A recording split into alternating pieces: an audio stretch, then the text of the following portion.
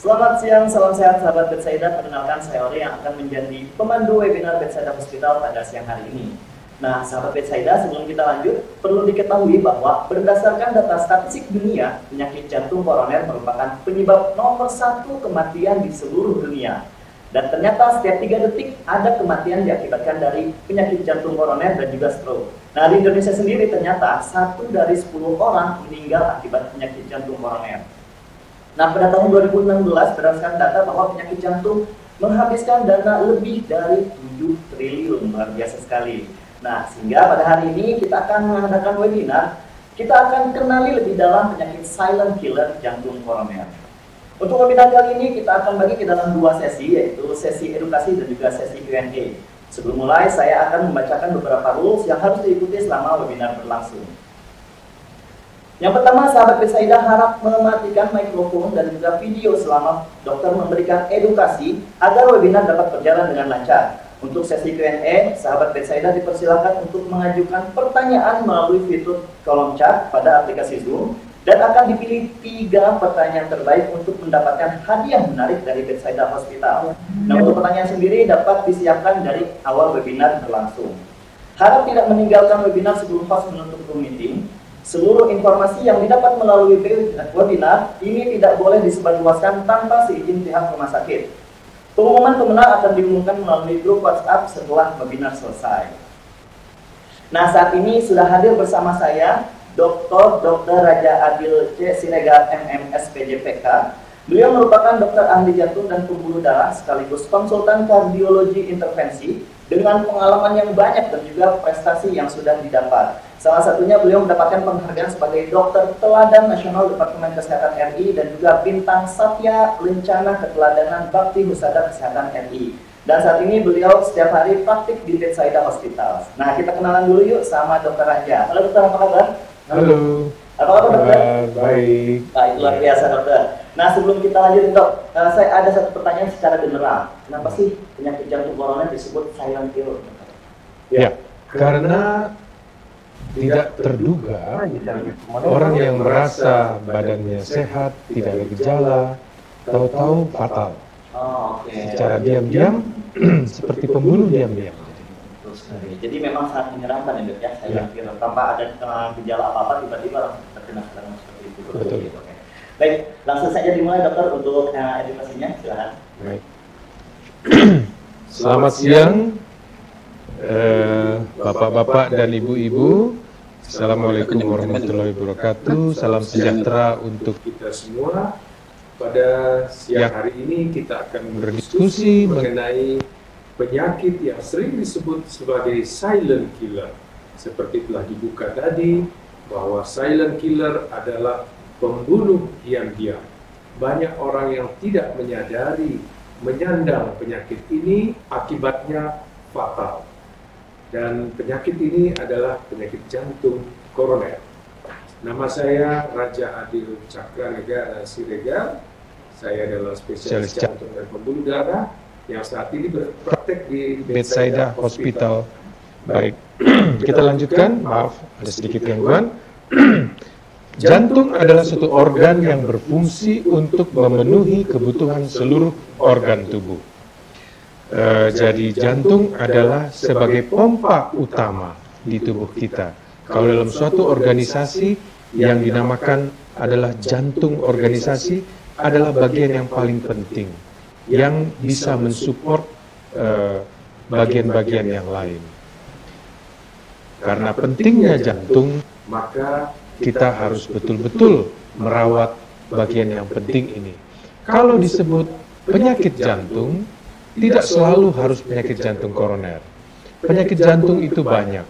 Ada penyakit jantung koroner, ada penyakit jantung katup, ada penyakit jantung bawaan yang mengenai irama, ada gagal jantung, darah tinggi, dan lain-lain.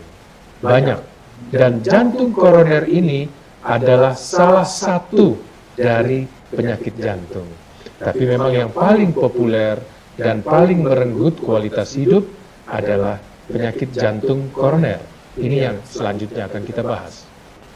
Nah, pemicunya apa kira-kira penyakit jantung koroner ini? Banyak, yaitu terutama gaya hidup. Gaya hidup, kemudian tren sekarang mengenai makanan. Makanan mudah dipesan, mudah diakses, ya. Kemudian pola stres di masyarakat yang makin lama makin tinggi tingkat persaingannya, kemudian teknologi yang semakin tinggi menjadikan aktivitas fisik menjadi sangat berkurang, polusi dan lain-lain sebagainya. Di samping ada pengaruh juga dari kemajuan diagnostik dan fasilitas-fasilitas kesehatan, sehingga makin banyak yang terdiagnosis dan makin tingginya kesadaran pasien akan kesehatan untuk memeriksakan penyakitnya dan juga berkembang asuransi sehingga membantu agar orang bisa mengakses kesehatan, dan ini makin banyak seolah-olah angkanya, dan terbukti memang angka hidup itu meningkat. Angka kalau dulu cuma 55 tahun, kalau sekarang sudah hampir 70 tahun angka harapan hidup di Indonesia. Kemudian kalau ditanya penyakit jantung koroner itu apa? Sesuai namanya, penyakit jantung yang mengenai sistem koroner. Apa sistem koroner itu? Sistem koroner adalah suatu sistem yang memperdarahi jantung. Ada arteri, ada vena. Walaupun jantung berfungsi memompa darah, mengedarkan darah ke seluruh tubuh, artinya di dalam jantung itu isinya adalah darah, tetapi jantung tidaklah makan, tidaklah mengambil oksigen dari darah tersebut. Tetapi untuk bergerak, dinding jantung yang terdiri dari otot-otot memerlukan tentunya nutrisi, oksigen, dan lain-lain. Nah, nutrisi dan oksigen itu disuplai dari suatu sistem yang namanya sistem pembuluh darah koroner. Sehingga gangguan pada sistem pembuluh darah koroner itu dinamakan penyakit jantung koroner. Seperti kita lihat di gambar ini, bahwa di dinding jantung ada suatu sistem pembuluh darah yang memperdarahi dindingnya. Nah, inilah yang disebut pembuluh darah koroner. Kemudian kelainannya apa biasanya? Berbagai kelainan bisa, tetapi biasanya umumnya adalah penyumbatan pada sistem plumbingnya, sistem saluran pembuluh darahnya. Terjadi adanya penumpukan plak, stenosis dinamakan, sehingga menghambat aliran darah. Aliran darah yang seharusnya bisa lancar melewati pembuluh darah arteri sampai ke otot jantung dan kembali lagi melalui venanya, ini terhambat suplainya. Sehingga kalau suplainya terhambat, maka akan mempengaruhi performance dari otot jantung. Ini adalah suatu gambar video di mana penumpukan plak itu terjadi. Jadi plak itu terjadi dari dinding, dan dinding ini akan mendorong lapisan dalam dari pembuluh koroner sehingga dia menonjol ke dalam lumen, menonjol ke dalam rongga dalam. Jadi bukan seperti lumut dalam selang begitu, sehingga bisa dibersihkan. Bukan, tapi berasal dari dalam dinding dan nanti akan memanggil zat-zat lain, unsur-unsur lain, sehingga makin membesar dan mendorong lapisan dalam dari pembuluh koroner sehingga dia menonjol ke dalam dan menghambat aliran. Nah, kalau serangan jantung itu yang bagaimana? seperti kita lihat di gambar ini, nanti akan terlihat mulai ada penonjolan, kemudian dindingnya menjadi bertambah tipis, dan akhirnya pecah. Kalau pecah, dia akan seperti jerawat pecah, memenuhi seluruh lapisan sehingga aliran tidak bisa lewat. Kalau aliran tidak bisa lewat, maka bagian yang ujungnya akan tidak mendapatkan darah, dan disitulah terjadi serangan jantung. Nah, seperti ini, pecah dan menghambat aliran sehingga darah tidak bisa lewat dari pangkal ke ujung, sehingga bagian di ujungnya ini tidak akan mendapatkan darah. Dan terjadilah jeritan dari otot jantung karena tidak mendapatkan darah. Inilah yang dinamakan serangan jantung. Gambar yang kita lihat ini adalah suatu timeline. Sebenarnya dari dekade pertama kehidupan, kita lihat semua manusia diberikan modal yang sama dari Tuhan, yaitu berupa ada suatu garis yang dinamakan fat district. Fat district adalah garis lemak, semua orang ada. Nah, pada perkembangan selanjutnya, tiap orang menjadi berbeda. Fat district ini ada yang cepat berkembang, ada yang lambat berkembang untuk menjadi suatu tonjolan stenosis. Jadi kita lihat di sini semua diberikan modal yang sama oleh Tuhan, tetapi kecepatan perkembangannya menjadi berbeda-beda.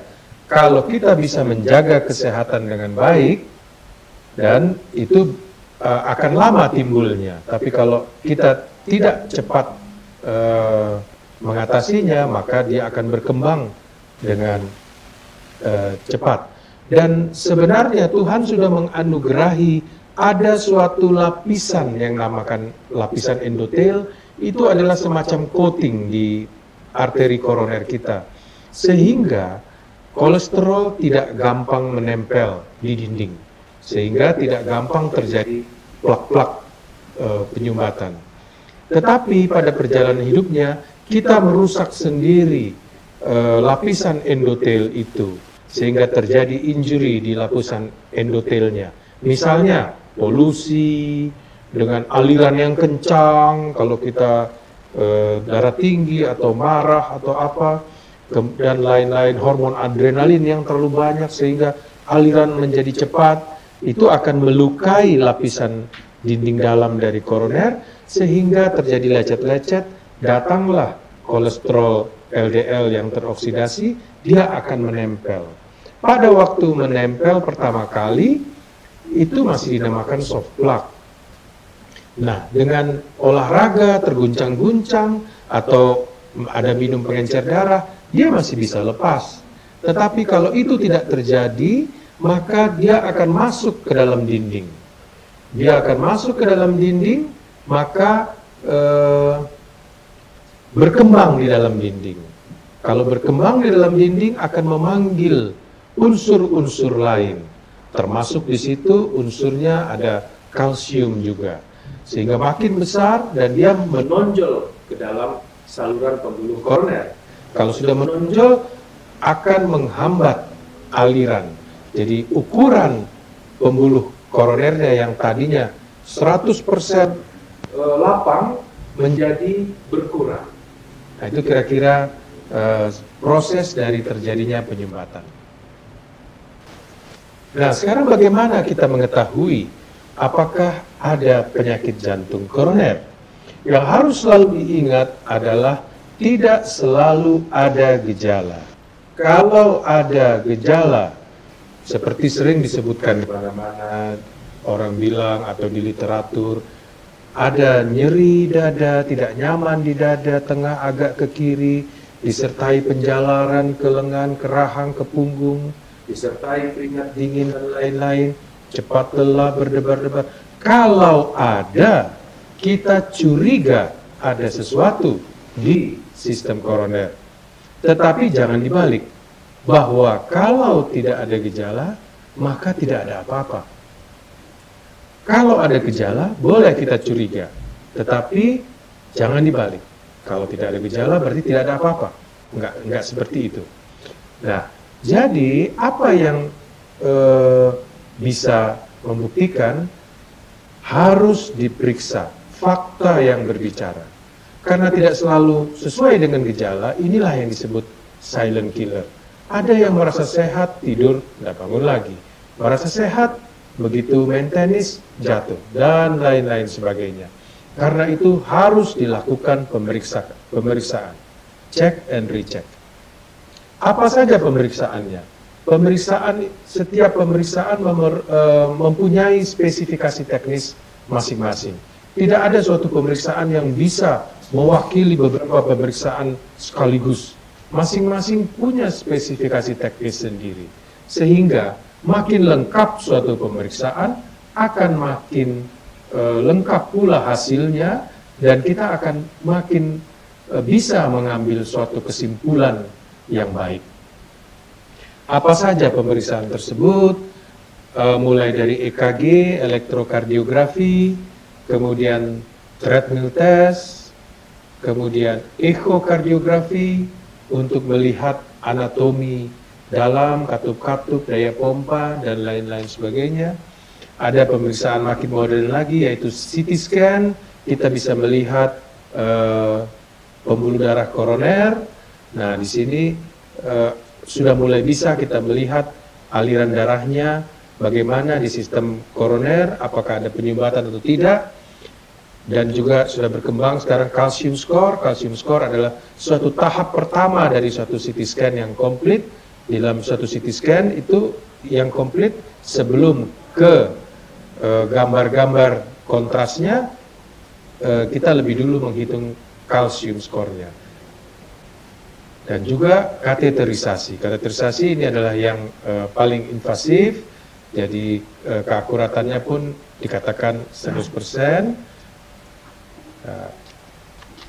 Kemudian bagaimana kira-kira pencegahannya? Nah, ini ada suatu gambar yang kira-kira mewakili suatu paradigma dalam masyarakat, yang sebenarnya kita tidak boleh lagi meyakini paradigma yang lama yang selama ini diyakini dalam masyarakat, bahwa sakit jantung itu orang tua, harus tua. Kalau muda, tidak mungkin. Nah, kejadiannya makin lama, makin muda. Bahwa harus gemuk, tidak. Yang serangan jantung lebih banyak yang kurus malah. Nah, kemudian harus terjadi malam hari, banyak makan, sesudah banyak makan, dan lain-lain. Ini semua juga banyak terpatahkan. Apa sebenarnya yang menjadi harus patokan? Yaitu data. Data dari tiap-tiap orang. Sehingga kita harus mengetahui diri kita sendiri. Apa sebenarnya yang ada faktor risiko pada diri kita. Bisa dilihat bahwa faktor risiko ini banyak sekali. Nah, kita bisa bagi dua sebenarnya. Adalah yang termodifikasi, bisa dimodifikasi, atau yang tidak bisa dimodifikasi. Yang tidak bisa dimodifikasi misalnya usia, jenis kelamin, genetik, lingkungan. Ini kadang-kadang sulit kita untuk memodifikasinya. Tetapi yang bisa dimodifikasi seperti gula darah, kolesterol, merokok, darah tinggi, asam urat, dan lain-lain sebagai kurang gerak, beberapa faktor lingkungan juga. Ini bisa dimodifikasi. Artinya kita bisa kontrol. Nah, Tuhan sudah memberikan, pasti ada faktor risiko pada kita. Tidak mungkin sempurna tanpa ada faktor risiko. Lalu apa yang kita lakukan? Usahakanlah sesedikit mungkin faktor risiko yang ada pada kita. Kalau kita sudah memiliki faktor risiko yang tidak termodifikasi, apa boleh buat? Tuhan sudah berikan. Tetapi kalau ada faktor risiko yang bisa kita modifikasi, kita harus betul-betul kontrol habis. Supaya tinggal yang sudah tidak bisa kita modifikasi lagi. Apa boleh buat? Tidak mungkin tidak ada faktor risiko pada diri kita. Tapi usahakanlah sesedikit mungkin faktor risiko yang ada pada kita. Nah, bagaimana penanganannya? Tentu awalnya kita mulai dengan hal yang paling mudah, yaitu dan paling murah, modifikasi gaya hidup. Karena gaya hidup memegang peranan yang penting. Apapun bisa dibuat, bisa diobati dan lain-lain, tetapi itu suatu kamuflase, tidak berdasarkan pada kenyataan. Kita harus tetap bersandarkan kepada perubahan gaya hidup, sehingga semuanya menjadikan suatu dasar yang tidak tergantung kepada hal-hal lain yang kurang baik. Nah, modifikasi gaya hidup ini tentu semua sudah tahu, hal-hal yang kita gampang bicarakan tetapi sulit menerapkannya. Misalnya pola hidup sehat, menjaga makanan, olahraga, kemudian atur stres, kemudian istirahat yang cukup, dan lain-lain sebagainya. Tentu modifikasi gaya hidup ini memegang peranan yang sangat penting dan utama. Kalau itu tidak bisa, kita beranjak ke obat-obatan. Penggunaan obat-obatan pun diusahakan yang sesedikit mungkin, baik jenis maupun dosis. Jangan bersandarkan kepada obat tentunya. Kalau ini masih tidak bisa, barulah diperlukan suatu tindakan reperfusi, yaitu mengalirkan kembali. Bagaimana kita mengalirkan kembali supaya aliran darah koroner menjadi lancar? Bisa dengan pemasangan ring atau stent dengan cara kateterisasi ataupun operasi bypass. Nah, ini ada suatu cara untuk memodifikasi gaya hidup yang gampang, yaitu sehat. Sehat itu singkatan dari S-E-H-A-T. Nah, S-nya apa? Seimbang gizi. Nah, seimbang bukan berarti harus banyakin ini, kurangin itu. Gizi yang baik adalah gizi yang seimbang. Semua unsur ada dalam jumlah yang optimal masing-masing, tidak terlalu banyak. Kemudian E, enyahkan rokok. Begitu bencinya, jadi enyahkan. Ini kata-kata yang cukup keras, enyah. Kemudian H, hindari atau atur stres. Jadi manage. Tidak mungkin kita bisa menghindari stres, tetapi di manage. A, awasi tekanan darah. Dan T, teratur berolahraga. Jadi S, seimbang gizi. E, enyahkan rokok. H, hindari atau atur stres. A, awasi tekanan darah. Dan T, teratur berolahraga. Tentu tidak terlalu sulit menghafalnya, tetapi sulit menerapkannya. Nah, ini adalah obat-obatan. Ada obat-obatan anti agregasi seperti yang sering disampaikan orang awam adalah pengencer darah, kemudian obat anti kolesterol, dan obat terhadap faktor risiko yang bisa berbeda-beda tiap orang. Ada anti hipertensi kalau dia ada hipertensi, anti diabetes kalau dia ada diabetes, trigliserid dan lain-lain. Dan ada suplementasi, vitamin-vitamin, dan ada obat lain, mungkin ada untuk perileks jantung, untuk mengurangi denyut jantung, dan untuk mengurangi kekurangan elektrolit, memperlancar buang air besar, dan lain-lain sebagainya. Makanya memang kalau orang sakit jantung, obatnya sering dibilang, banyak sekali obatnya.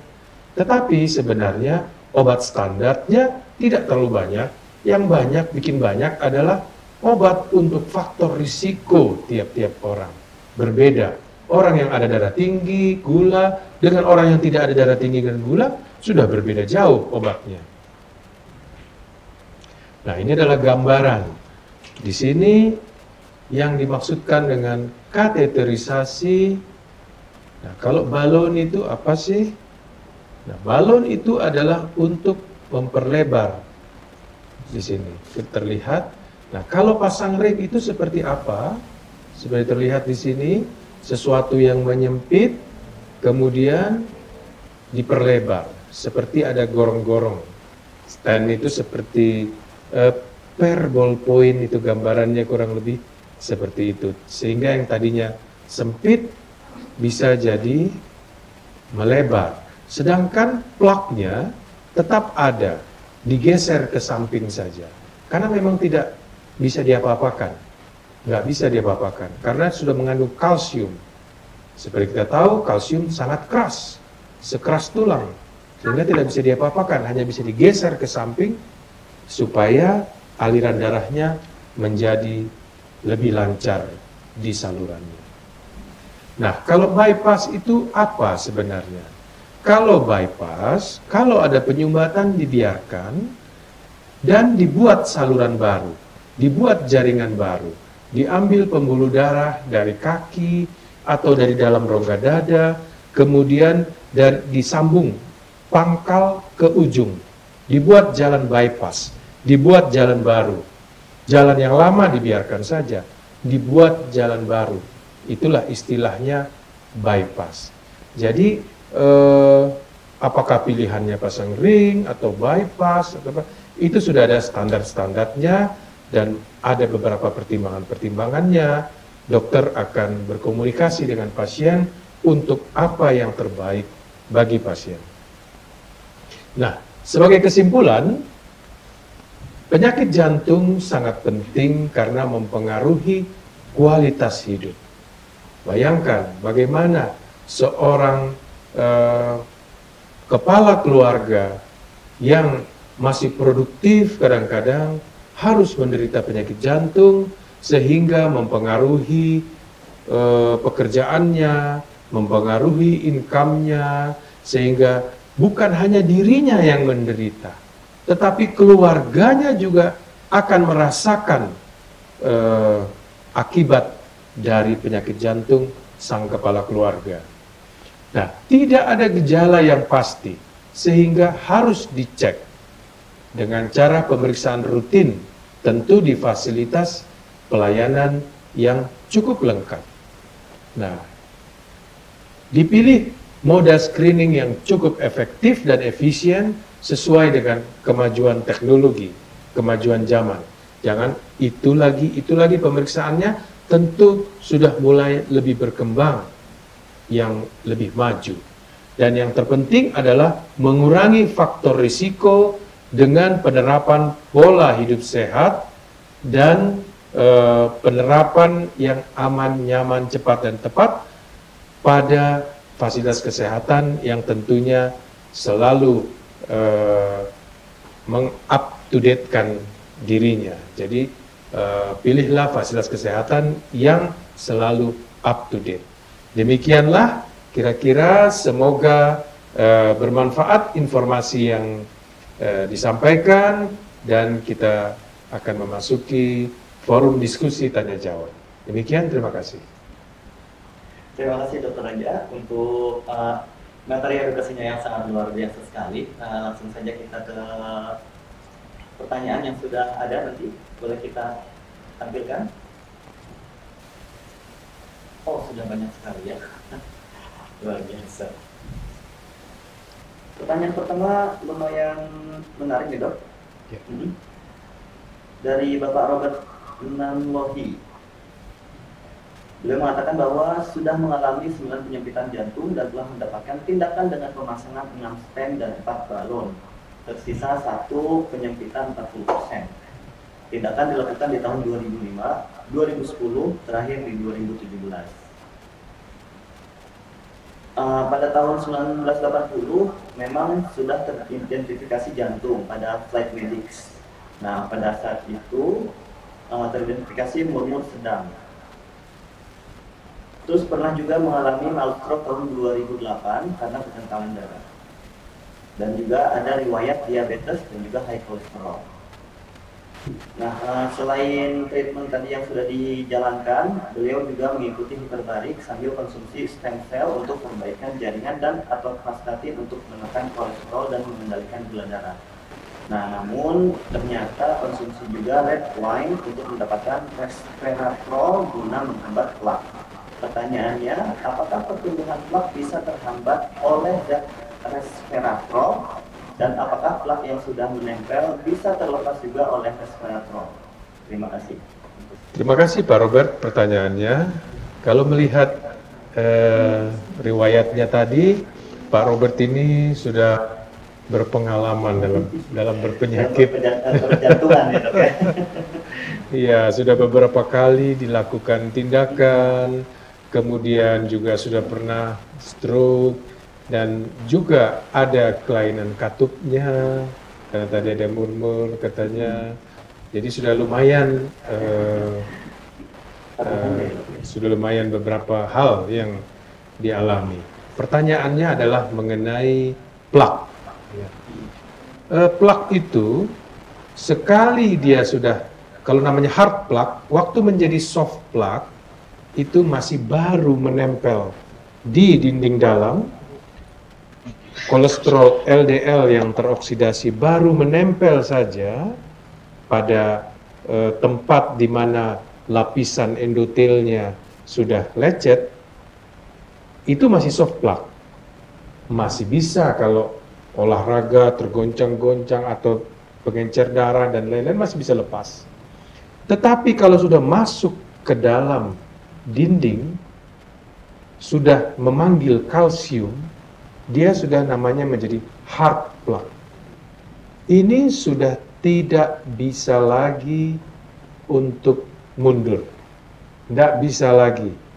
Karena letaknya sudah di dalam dinding. Sudah bukan di dalam rongga lagi, tetapi sudah di dinding pembuluh koroner. Tidak mungkin. Kalau rontok sama dindingnya berarti. Tidak mungkin. Sehingga usaha-usaha seperti misalnya yang disebutkan tadi, minum wine dan lain-lain, kemudian anti kolesterol dan lain-lain, itu adalah suatu usaha untuk mengurangi reaksi radang. Reaksi radang ini pada proses aterosklerosis, pembentukan stenosis yang makin lama makin besar, itu di situ ada proses inflamasi namanya. Proses inflamasi inilah yang dikurangi. Sehingga bila proses inflamasinya lebih berkurang, seolah-olah stenosisnya menjadi mengecil. Tapi bukanlah plaknya yang mengecil, tetapi reaksi radangnya yang mengecil. Begitu kira-kira. Jadi menurut dokter untuk resveratrol sendiri masih boleh untuk dilanjutkan? Memang ada yang melakukan studi bahwa 1 sloki anggur per hari katanya baik, tapi ada yang tahan nggak 1 sloki, ada yang tidak tahan. Betul sekali, tergantung dari individu ya. Iya, tetapi banyak cara yang lain daripada harus dengan cara seperti itu. Olahraga juga sangat baik, ya, obat anti kolesterol, dan hindari faktor risiko itu juga sangat baik. Iya, pertama kayak konsumsi makanan yang memang sehat dan juga sesuai dengan kebutuhan juga, tidak berlebih, terutama dalam artian intake yang kita gunakan juga harus seimbang ya dok ya. Iya, nanti kalau terlalu banyak anggur itu kan manis juga. Iya, yang lain akan terpengaruh. Betul, hati-hati juga gulanya. Betul sekali. Jadi memang bingung juga nih sebuah simalakama. Di satu sisi beliau ingin menurunkan atau mengendalikan dari pembentukan plak, tapi di sisi lain ada resiko untuk meningkatkan dari si diabetes. Betul, memang hidup harus pintar-pintar. Betul sekali. Bagi beliau sendiri kan ada riwayat diabetes juga bersama. Iya. Baik Bapak, kurang lebih seperti itu. Mudah-mudahan bisa menjawab pertanyaannya. Dan untuk selanjutnya, pertanyaan kedua boleh. Baik, untuk yang selanjutnya berhubungan dengan topik ini dari Ibu Hartati Purba. Pertanyaannya, beliau mengatakan, Mas Yang dokter, apakah faktor genetik ini akan menurun ke anak-anak jika indikasi jantung ini pernah ada sebelumnya pada orang tuanya? Apakah ada saran dari dokter agar anak-anaknya tidak indikasi penyakit jantung tersebut. Kalau olahraga sudah teratur dan tidak merokok. Terima kasih. Baik, terima kasih Bu Hartati. Jadi memang ada satu faktor risiko yang dimasukkan adalah riwayat keluarga, family history. Karena kalau ada riwayat berpenyakit jantung atau darah tinggi atau gula pada ayah, ibu, atau kakak adik kandung, jadi keluarga derajat pertama, itu maka kemungkinannya 3-5 kali lebih besar pada orang tersebut untuk menderita kelainan yang sama.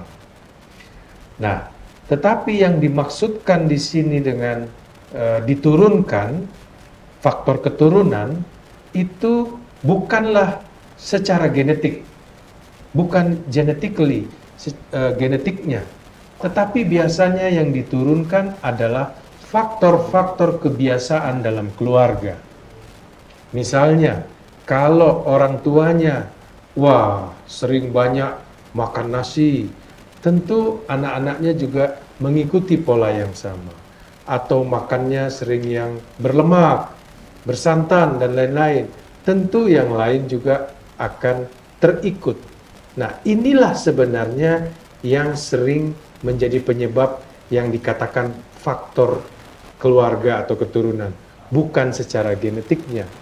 Ada yang secara genetik diturunkan, tetapi itu jarang sekali dan biasanya sangat parah dan sangat mematikan biasanya, sehingga tidak berlangsung lama. Tetapi kalau yang dimaksudkan dengan faktor keturunan yang disebutkan tadi, itu kebanyakan karena kebiasaan dalam keluarga yang diturunkan. Sehingga setiap keluarga harus melihat faktor apa di dalam keluarga saya yang kurang baik yang bisa dimodifikasi. Begitu kira-kira. Kurang lebih, jadi tadi seperti yang dokter sudah sampaikan bahwa ternyata ada faktor resiko yang tidak dapat dimodifikasi dan bisa dimodifikasi. Yeah. Kalau yang memang tidak bisa dimodifikasi memang sudah pemberian dari Tuhan ya dok ya. Yeah. Tidak bisa kita apa-apakan. Jadi yang perlu kita modifikasi adalah yang seperti tadi kan, kebiasaan merokok dan lain sebagainya. Iya. Pola hidup sehat, kembali ke seperti tadi yang dok. Kalau orang tuanya merokok, anaknya juga melihat terus rokok. Otomatis ya dok ya. Ingin juga mencoba ya. Kenapa sih bapak saya merokok? Kayaknya enak banget gitu kan, santai gitu. Akhirnya ya biasanya anak-anak muda atau masih ABD gitu dok udah mulai ngelihat biasanya pengen nyoba. Nah, berarti memang kebiasaan di rumah itu harus benar-benar harus bisa dimodifikasi. Kalau itulah yang sering dibilang riwayat keluarga itu begitu. Betul. Apalagi sudah ada ternyata pendahulunya sudah ada yang terkena juga ya. Itu memang tadi kata dokter 3-5 kali lebih tinggi untuk resikonya. Baik. Nah, mudah-mudahan terjawab ya Bu ya. Baik, ini pertanyaan ini menarik nih. Dari Ibu Intan ya. Selamat siang dokter, saya ingin bertanya, apakah benar orang yang sakit gigi terus-menerus memiliki resiko penyakit jantung? Bisa tolong diberikan penjelasan terhadap hal ini dok, apakah hubungannya gigi dengan jantung? Terima kasih. Oke. Cukup menarik pertanyaannya. Ya, jadi memang ada penelitian yang menghubungkan antara sakit gigi dan kemungkinan sakit jantung. Terutama pada yang giginya sering inflamasi kronis. Jadi misalnya karang gigi atau infeksi berulang dan lain-lain. Nah, di dalam gigi tersebut yang ada inflamasi kronis itu ada kumannya. Kemudian tubuh akan membuat suatu zat anti untuk menghalau kuman tersebut. Nah, sialnya kode genetik dari badan kuman itu hampir sama dengan kode genetik dari lapisan dalam jantung. Itu yang dinamakan teori mimikri, teori menyerupai. Sehingga antibodi yang tadinya ditujukan untuk menghalau kuman di gigi akan merusak pula lapisan dalam dari jantung. Jadi, apakah itu lapisan dalam di sekitar katup bisa, atau di koroner juga bisa. Lapisan dalamnya seperti saya bilang tadi, endotel itu akan terinjury dia, ada lecet-lecet, sehingga datang kolesterol LDL yang teroksidasi, dia akan menempel di situ. Jadi memang ini adalah hal baru yang sering diungkapkan saat-saat ini. Apa sih hubungannya? Ternyata teori itu, teori mimikri, teori menyerupai, antibodi yang kita buat yang untuk menghalau kuman di gigi itu kode genetik bodi kumannya hampir sama dengan kode genetik lapisan dalam dari jantung. Baik.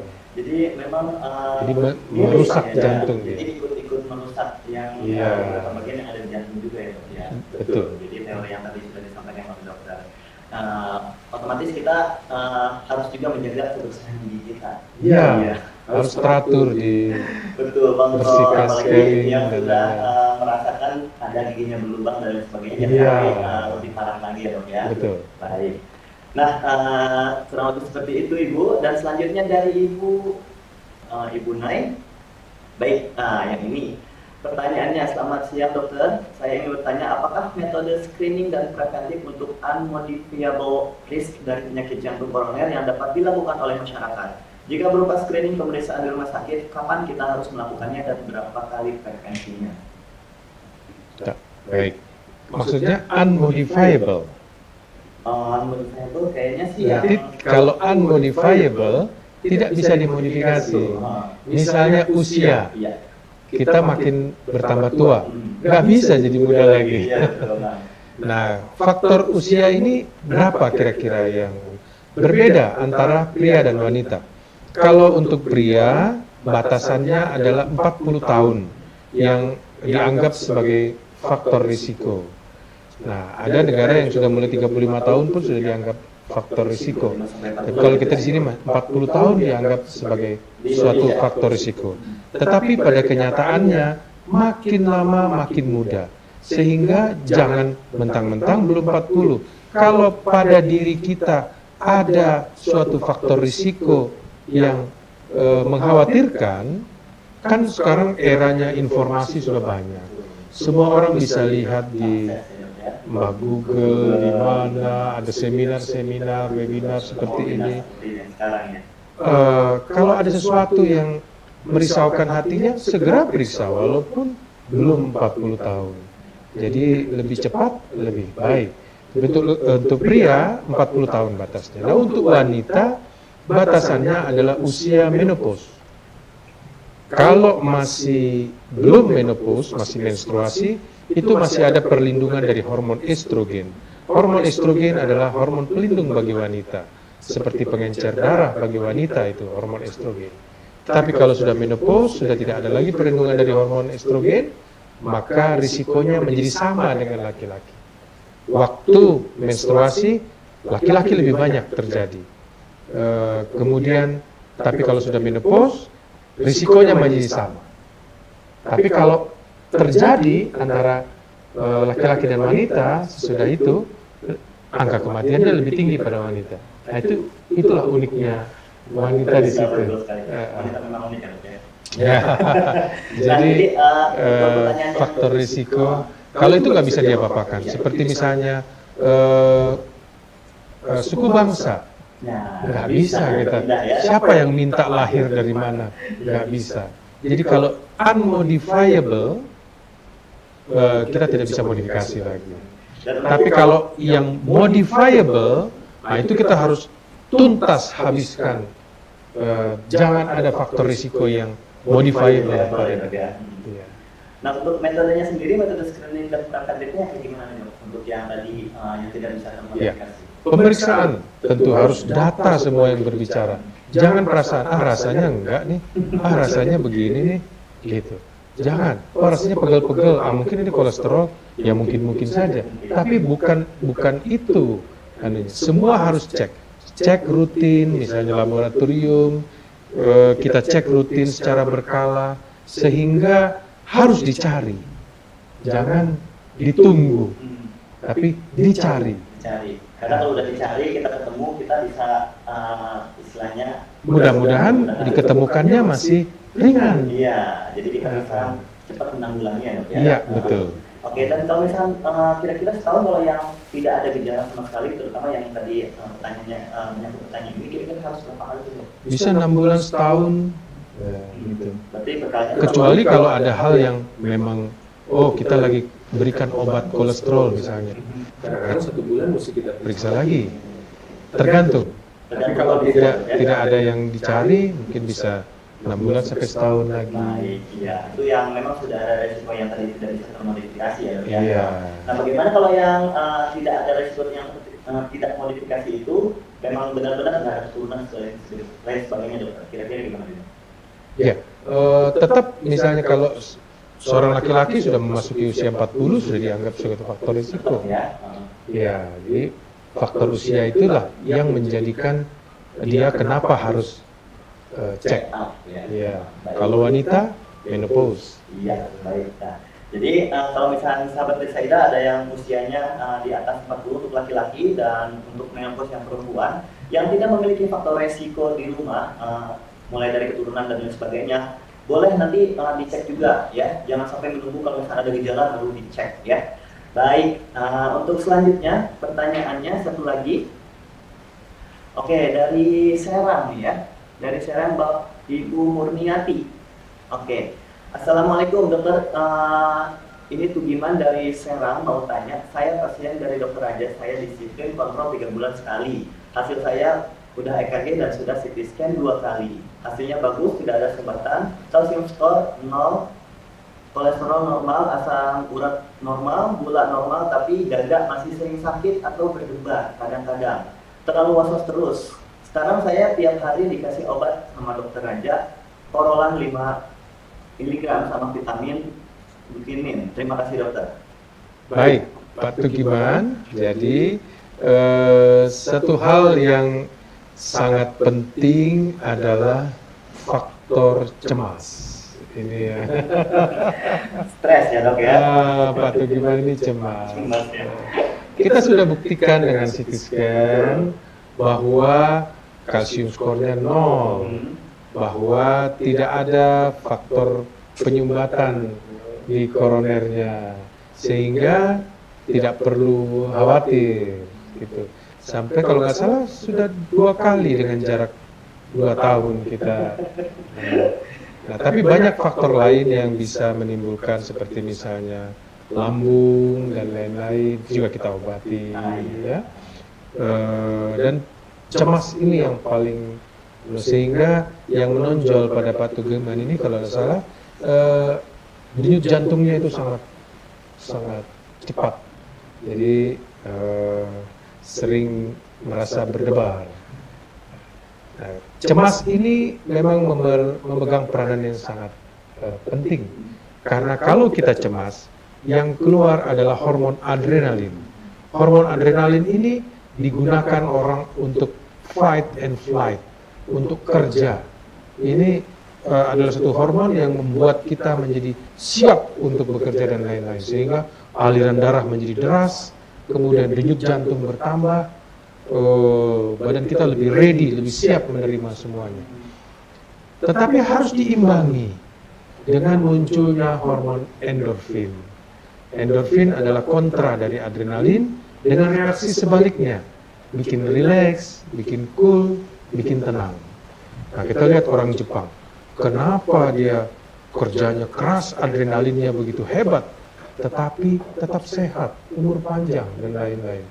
Itu karena dalam satu hari dia menempatkan, oh ini waktunya hormon adrenalin, ini adalah waktunya hormon endorfin. Banyak cara untuk mengeluarkan hormon endorfin, dengan cara mengerjakan yang kita hobi, berinteraksi baik dengan orang lain, beribadah, bercengkrama dengan keluarga, itu sudah mengeluarkan hormon endorfin. Jangan misalnya kalau sudah kerja, pulang ke rumah, buka laptop, buka WA, nonton yang seru, lalu adrenalin lagi yang keluar. Apalagi Kapan exploitation, waktunya endorfin? Iya, harus ada waktu hormon adrenalin, ada waktunya hormon endorfin. Jadi yang bagus itu adalah hidup yang seimbang. Betul sekali. Seperti yang saya pernah baca bahwa di dari Kemenkes ada istilahnya sekarang itu cerdik ya dok ya. Panjangan yang dari cek kesehatan dan juga ada di situ bahwa stres, imbang waktu kerja istirahat, sosialisasi, olahraga, TV sama dijalani juga. Sama seperti yang tadi dokter bilang bahwa modifikasi gaya hidup dengan sehat, ya, seimbang gizi, terus menyahkan rokok, hindari sama atur stres. Awasi tekanan darah sama teratur berolahraga. Karena olahraga sendiri bisa bikin rileks juga ya dok ya. Bahwa nggak ada waktu. Kita yang mengatur hidup kita. Ya, itu apa namanya bisa integrasikan dengan kehidupan sehari-hari. Kalau diusahakan bisa.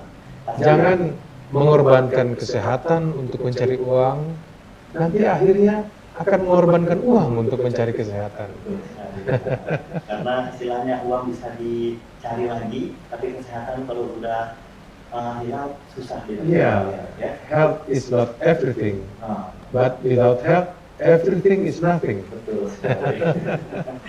Harta banyak, tapi kesehatan juga tidak baik, tidak optimal, juga tidak ada gunanya ya dok. Iya, harus seimbang semuanya. Baik, ada porsinya masing-masing. Ya, harus balance ya, terutama antara pekerjaan dan juga keluarga serta sosialisasi. Karena tadi ada adrenalin dan juga ada endorfin. Ya, sangat diperlukan adrenalin, tapi endorfin juga sangat diperlukan. Biar jantungnya seimbang. Ya. Baik, sahabat Betsaida, sepertinya waktunya sudah mendekati untuk berakhir. Dan luar biasa sekali tadi diskusi yang sudah kita adakan bersama dengan Dr. Raja pada siang hari ini. Dan banyak sekali pertanyaan, tapi mohon maaf hanya 5 pertanyaan yang bisa kami jawab. Nah, dokter, sebelum kita tutup nih dok, adakah saran-saran dari dokter untuk sahabat Betsaida nih, terutama dalam mencegah penyakit jantung koroner, ya, dari dokter sendiri, yang dokter sering berikan kepada pasien-pasien? Silakan. Baik. Pertama, bahwa usia dan badan kita tidak akan mungkin tetap dalam kondisi seperti saat ini. Pasti ada masa menurun. Dan itu semua kita bisa mengetahuinya dengan check and recheck. Jadi selalu harus mengecek dan lakukan rutin pemeriksaan dan kenali diri sendiri faktor risiko apa yang ada pada kita, yang mana yang bisa dimodifikasi, dan yang ketiga tentunya hidup harus seimbang. Enjoy your life. Enjoy your life ya dok ya, sambil bekerja tetap enjoy ya. Jadi walaupun ada stresnya, ada relaxnya juga. Iya. Baik. Baik dokter, terima kasih banyak dokter atas edukasinya yang sangat bermanfaat sekali untuk sahabat Betsaida dimanapun berada.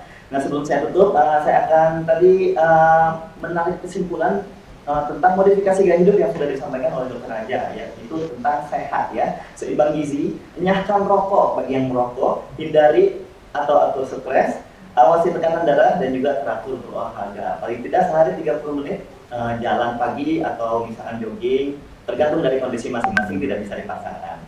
Dan saya akan mengutip dari Kemenkes tentang harus cerdik dalam mencegah PJK, yaitu cek kesehatan secara rutin, terus juga enyahkan asap rokok sesuai dengan tadi yang dokter ungkapkan, terus rajin aktivitas fisik minimal betul 30 menit per hari atau 150 menit per minggu, diusahakan dan harus bisa, karena kalau misalnya ngikutin pekerjaan terus kita nggak ada habisnya.